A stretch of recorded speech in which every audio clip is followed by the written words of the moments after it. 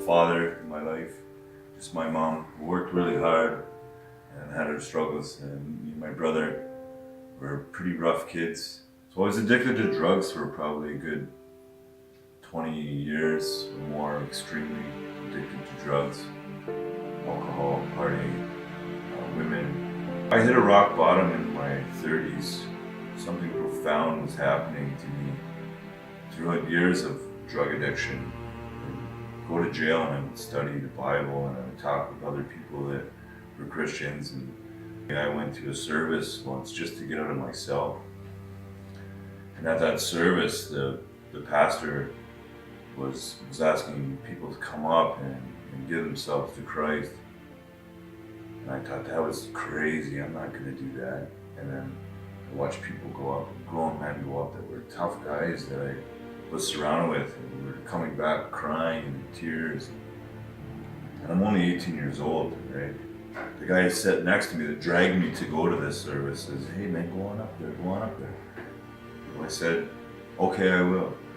So I go up there and little do I know, I'm declaring that Jesus come into my life and free me and to accept him as Lord and Savior of my life. And I thought nothing of it.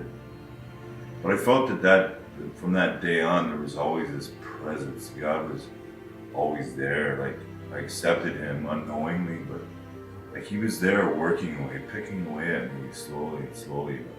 I always seemed to turn away. So I'd go to jail, I'd get back into the Bible, I'd get back out, things would go good for a bit, slip back into my ways, go back to prison, get back into the Bible, and cycle and cycle and cycle. But every time I'm learning a bit more and learning a bit more.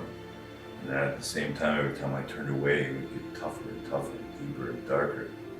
So when I finally hit my rock bottom, and when the cuffs were on my wrists, I knew that it was over. I felt this presence that everything was going to be okay, that this was it, that this was time to change. And I went to jail again, waiting trial. I read a book that was talking towards purpose and what God's purpose was for you. And as I took my sentence and I go to prison, everything else that I lived in and had been a part of my life, I'm surrounded in that. And I fell on my knees that very day and prayed to God to please show me my purpose. What is my purpose and what is your purpose for me?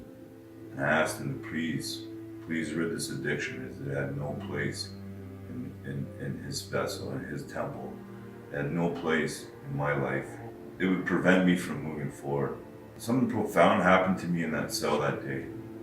Addiction was completely left. Like, I have memories of stuff and I can think about the past, but there was a significant barrier thrown up there.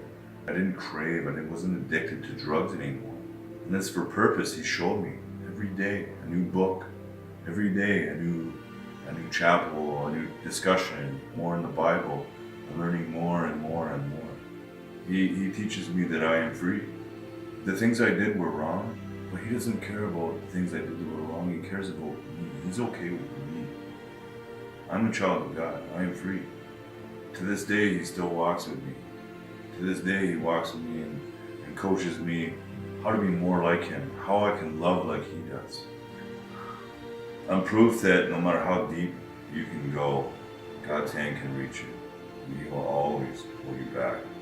We just need to choose him. We need to believe that he is Lord and Savior. And praise to Jesus. And thanks to Jesus Christ, I am free of my sin from the past.